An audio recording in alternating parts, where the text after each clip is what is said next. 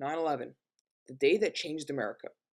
The infamous day of September 11th, or also referred to as 9/11, was a series of attacks on important, well-known American landmarks, yet it was much more than that. On the day of September 11th, 2001, terror was inflicted upon America, and this was exactly what Osama bin Laden intended. Osama bin Laden was born in Saudi Arabia, who was one of 52 children.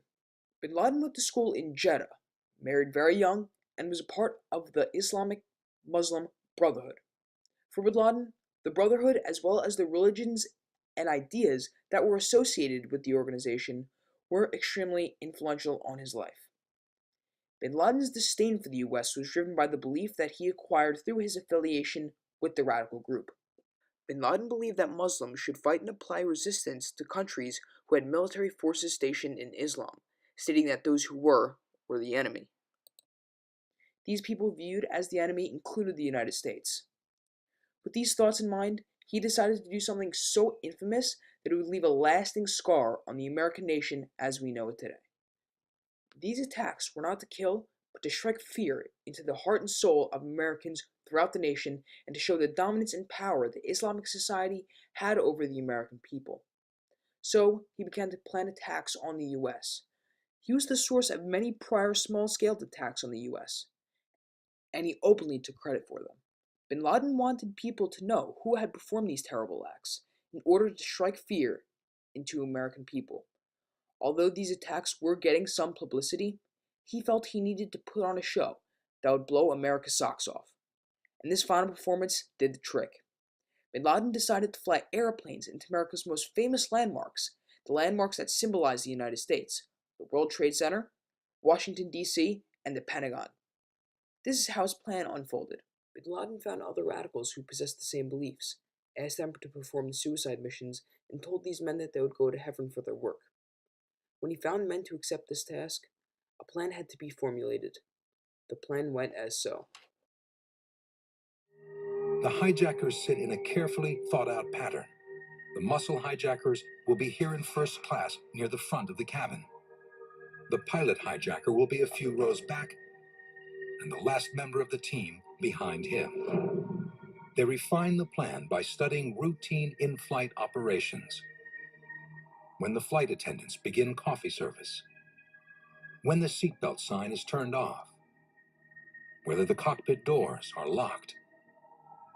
The plan is for the men in front to storm the cockpit and kill the flight crew, allowing the pilot hijacker to take control. They will then slit the throat of at least one passenger or crew member and leave that person bleeding to death in the aisle. This, they hope, will neutralize any threat from the passengers. It was an extremely well thought out plan. Because of the planning and practice, they succeeded in crashing the planes into their intended locations, killing thousands of people. Although many know of the attacks, learning about them in a textbook or online is much different than seeing the attacks play out firsthand. 55-year-old Nels Updale, an electrician who was working in the South Tower at the age of 35 at the time, had no idea of the tragic events that were about to unfold. Where were you when the North Tower was hit, and what were you doing? When the plane hit Tower 1, I was working on an AC unit in a soundproof mechanical room on the 57th floor of Tower 2. Believe it or not, I had no idea what was going on. My partner Jim came in and told me that he thought a bomb went off in the building, or there's some type of emergency that we need to evacuate. So after he told me this, I decided to go out and take a look for myself. I looked out the window towards the South Ferry, and I saw a ton of debris in the air. At that point in time, I knew something was off. Jim and I decided to take off. We made our way out. We got downstairs. It was complete chaos. Cops and firemen were directing people away from the building. People didn't know why. Neither did I, but I did what they said. So, what were you doing and where were you when the South Tower was actually hit? So after we were directed away from the building, we got far enough away that we thought was safe. I looked up and I saw a gaping hole in the building, and I had no idea what could have done it. So at the time, I didn't know that a plane hit the building. We were still on shore. As we looked up at the hole, we were, trying to decide what could have possibly made a hole in the building like that. Um, no sooner did we hear a real loud roar and see the second plane crash into the tower two.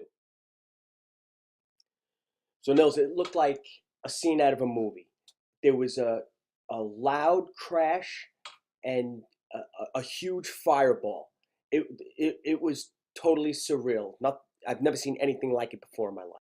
When you saw the plane hit the building, what were your emotions?